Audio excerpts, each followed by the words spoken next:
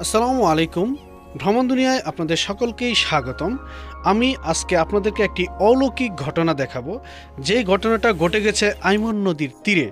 ঠিক গড়বাজালের অপোজিটে রয়েছে একটা মুচারের আটখোলা নামে পরিচিত যে জায়গাটি, সেই জায়গার কাছাকাছি ঘটেছে এই ঘটনা। তো আমি চলে যাচ্ছি সেই ঘটনা উদ্ঘাটন করতে। তো ভিউয়ার্স, আপনারা পাশেই থাকুন, দেখতে থাকুন। চলছে আইমন নদী খনন কাজ। তো আমি যেই অংশে যাব, আপনাদেরকে যেই জায়গায় অলৌকিক ঘটনাটা ঘটেছে ঠিক সেই জায়গায় গিয়ে আপনাদেরকে দেখানোর চেষ্টা করব। দেখতেই পাচ্ছেন যে এখানে যে মাটিটা ফাটল ধরেছে, ঠিক এই জায়গায় প্রায় 30 থেকে 40% জমি সহ একেবারে মাটি ডেবে গিয়েছিল। এবং এটা ডেবে যাওয়ার যে কারণটা, আসলে এই কারণটা অনেকে অনেকভাবে দেখছে। কেউ বলছে আজর, বা কেউ বলছে এখানে ভূতের আসর রয়েছে। কিন্তু আমার মনে হয় এটা ঝর্ণা প্রবহমান ছিল, এবং ঝর্ণার থেকে বালু আস্তে আস্তে ভিতর থেকে ক্ষয় হয়ে হয়ে ভিতরে একটা গুহার সৃষ্টি হয়েছিল। এবং এই আইমন নদী খননের সময় যে মাটি পাড়ে রাখা হয়, এখানে মাটির একটা স্তূপ করা হয়েছিল, অনেক বড় ধরনের একটা স্তূপ।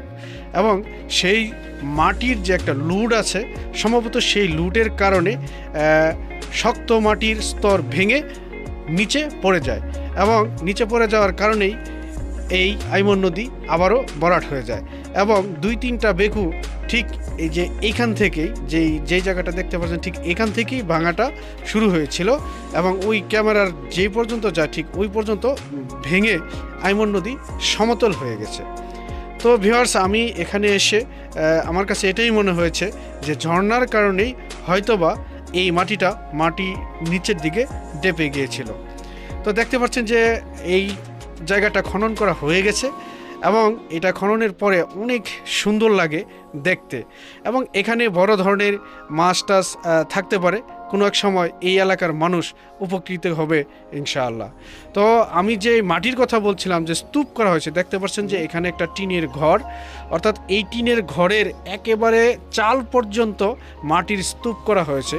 কিছু কিছু জায়গায় তার চেয়েও বেশি স্তূপ করা হয়েছে, এবং এই মাটির লুডের কারণেই হয়তোবা ওইখানের মাটিটা ডেবে গিয়েছিল। তো আসলে আজর বা অন্য কিছু এখানে আমার বিশ্বাস হয়নি। তো ভ্রমণ দুনিয়ার পাশে থাকবেন, লাইক কমেন্ট শেয়ার করে যাবেন। এরকম ধরনের ভালো ভিডিও পেতে চ্যানেলটাকে সাবস্ক্রাইব করবেন।